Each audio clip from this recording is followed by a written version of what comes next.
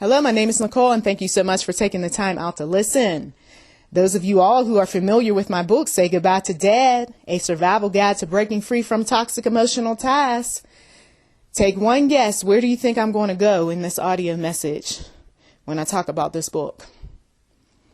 Being that the timing of Valentine's Day is not that far away, I've got to go there in this book and talk about those individuals who are dating or married to someone like their daddy. Okay? So it's not going to be a happy time for some folks because they're struggling. They're struggling because they recognize that maybe years ago or maybe weeks ago or days ago, they got themselves hooked up with somebody that reminds them of their father, whether they had a good relationship or not so good. This happens. It's not good when it happens, okay? The reason why it's not good when it happens is because these individuals will trigger some things within you that will cause you to think about some negative moments with your own father. These individuals have a way of, on one hand, bringing out some of the good because they're so much like your dad at times. But those negative moments, those ones that for some folks, they can't get over. How do you say goodbye to dad when you're involved with somebody who reminds you of your father? Well, being that I have a bit of experience in this area, I can tell you that on my journey to discover why I do what I do and why God's influence had to come along in my life, I discovered that I had to be more content with who I am as a person and disconnect from the things that defined me based on what my dad said, based on what was said to me that I did that reminded other people of my dad and so forth. You can't disconnect if you're around people who tell you that you're just like your dad. Okay? Because that's only programs you or reprograms you to continue to be like someone that you're trying to not be like. Okay. You also have to be happy with who you are. So what? There are some things about me that are like my dad, but I am not allowing those things to dictate who I am as a person. I am separate from my dad. He was a vessel used by the one true God. My DNA is different from both my mom and dad. Maybe there's similarities, which of course we know from genes and so forth, but my thinking and the mannerisms and some of the other stuff don't have to be like my dad, unless, of course, I want to be that mini me and I'm around people that's going to encourage that sort of thing. Now, if that's not good enough, right, I'm not disassociating myself from that sort of thing, disconnecting, all the mini me type of programming and all that dad may have put upon me, then I am going to not only stay in that place that dad put me in, but I'm going to attract people around me that are like my dad, whether male or female. Some people, they miss dad so much that they don't care. Dad could show up as a woman.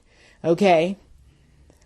So the qualities of dad can be embraced. You don't have to fight those if they're good qualities. If dad was a hard worker, yes, embrace that. If dad was strict, but at the same time very loving, then embrace it. If dad was a laid back kind of guy and he was friendly and nice, okay, sounds good.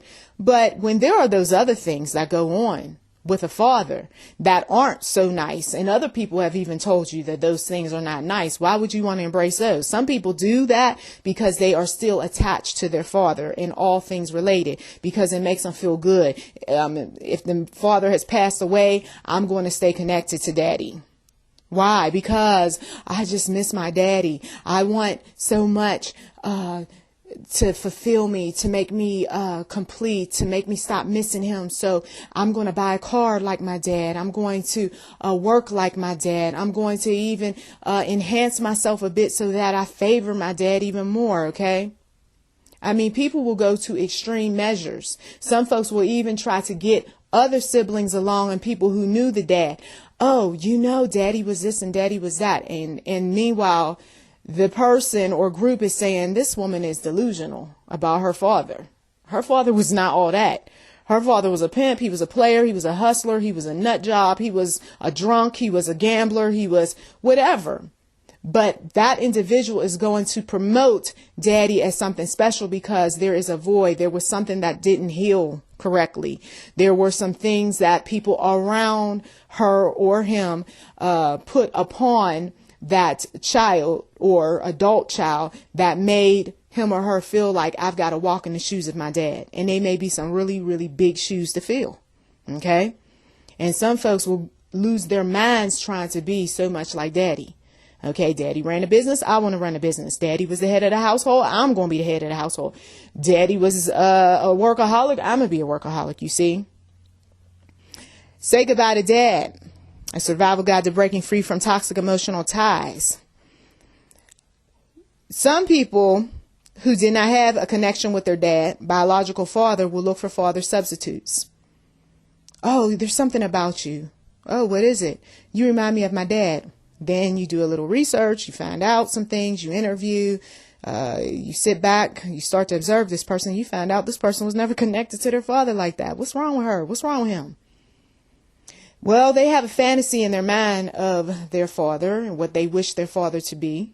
So somehow they attach themselves to you, hoping that you're going to somehow fulfill that fantasy. And you just might, because there's some things about you that they just say, oh, yes, if I had a relationship with my dad, it would be just like this. I know it sounds sick. I know it sounds a bit twisted. It sounds like somebody got some kind of psychological disorder. But if you are feeding that, if you're fueling that, if you are okay with that, then it is what it is, right? And some people are okay with being a father substitute in a intimate relationship, or a father substitute like a godfather or a play daddy or a spiritual father. And they recognize that the person is a little bit twisted, a little bit delusional, but oh well, as long as they're okay and they're happy and they're healthy and they're functioning, folks don't really think too deeply about it.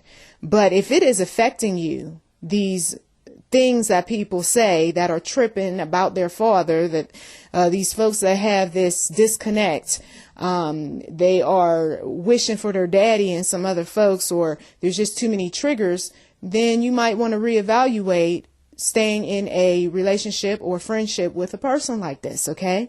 I don't want to keep having these conversations about your daddy. I know you love your daddy. I know your daddy was doing so much for you, but I am not your daddy. Sometimes you got to give them that reality check. And for some people, once they get that reality check, they start emotionally withdrawing because they like the idea of you being that fantasy for them. And now you just shattered it. Okay. Well, I'm sorry to bust your bubble, sweetie, but I'm not your daddy. Oh, well. And then she goes off and she finds somebody else who's older or wiser or similar to her father or similar to you. And you say, woo, I had an interesting person in my life. She running around here looking for her daddy and everybody, or he's looking for his daddy and everyone. Okay. Because I understand some people are in same-sex relationships and they recognize some strange things that's going on. So the reason why we're together is what? Yeah, you got some ways that's like his daddy. And so this is more than just two men living together. This is more than just two men having this intimate relationship.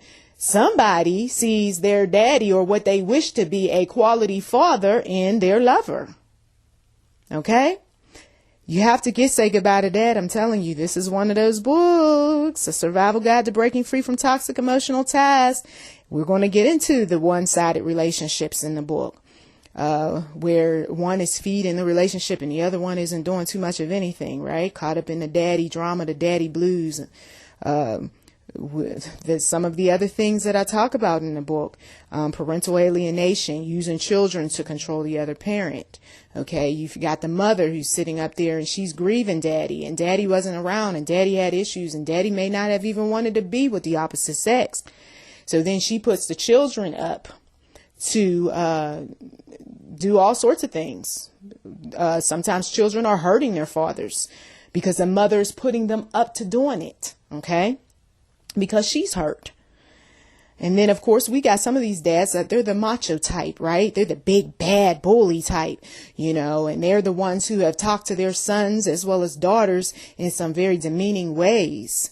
And then they're very upset when the child doesn't turn out to be in the way that they feel they should be. Well, daddy's going to have to hold himself accountable for beating his son or beating his daughter or verbally abusing him or her. He's going to have to be held accountable for that. And usually how he's held accountable is that the children just don't go around him.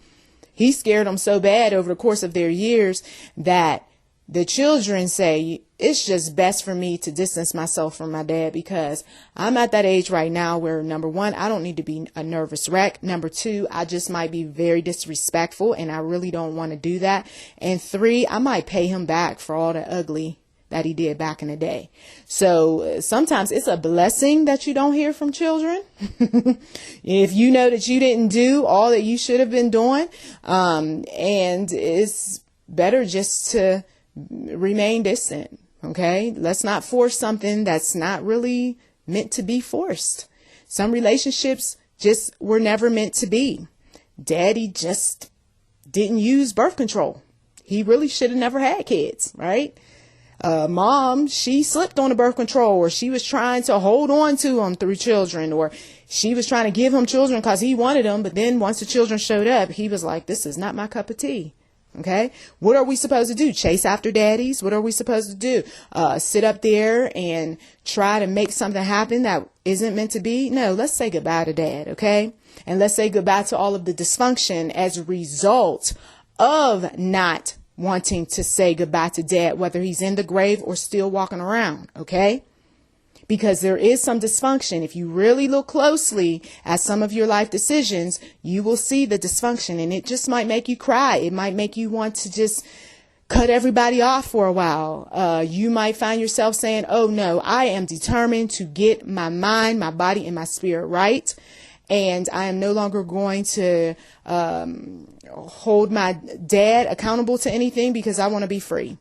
I used to talk to him. Now I don't want to talk to him because I know nothing is going to come of it. Or maybe I was never able to talk to him because he was gone far too soon or ended up leaving and he didn't even give us any type of contact information.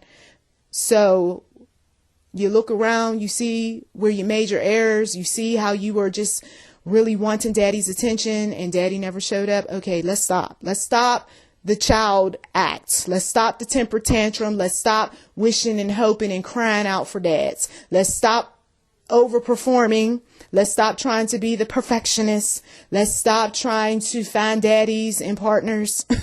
Okay. And let us get it together so that we can live the rest of our lives in peace. Right. So that is why this book comes in handy for those that are determined. Okay. Say goodbye to dad by NichollMcGuire. This is what the back of the book says. He doesn't talk. He's nonchalant and selfish. The world revolves around the father in or out of your life. No room for needy sons and daughters. No commitment to baby mamas. No love to replace the hate this man feels when he just didn't want to be a dad. So what do? Cry yourself to sleep? Beg for a relationship? Or hurt others? It's time to say goodbye to dad and the ties that bind. And let me emphasize about that hurting others. I've been around quite a few men, including one particular man who was bisexual. Okay.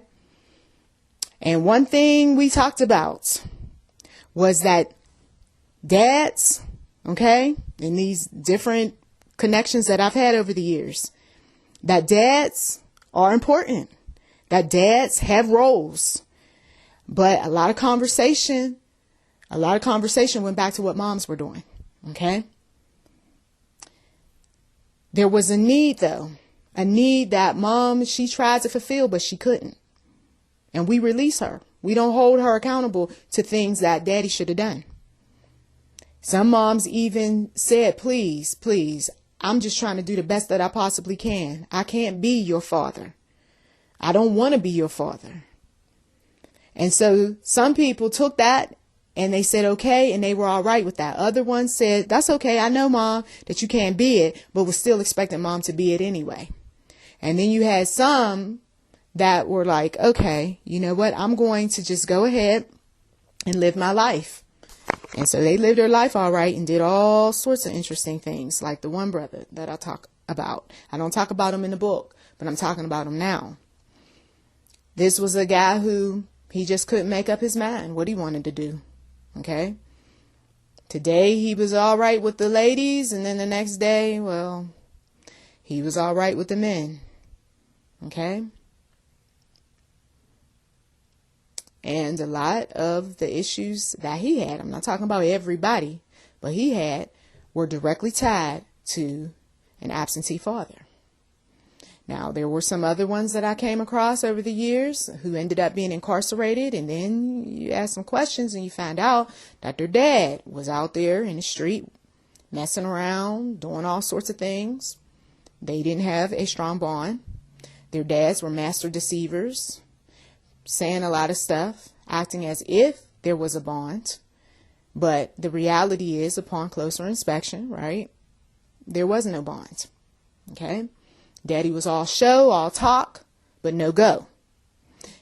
So I really hope that those of you all who are just sick and tired of going around in your minds about these things related to your father, a lot of triggers show up, especially around holiday seasons and so forth, dealing with dads. I really hope that you'll take the time out, sit down with my book, get some understanding, and proceed with your life in the way that God intended, which was to be emotionally and physically free from all things toxic, all things that are false, all things that cause all sorts of drama. Okay? Say goodbye to dad. A Survival Guide to Breaking Free from Toxic Emotional Ties by NichollMcGuire. Check the description box for a link. You can get this book within minutes if you click on the ebook version. But if you don't need it right away, feel free to get the paperback version. Click on that link as well. And thank you so much for your support in advance. May you be blessed as a result of reading this book. To God be the glory.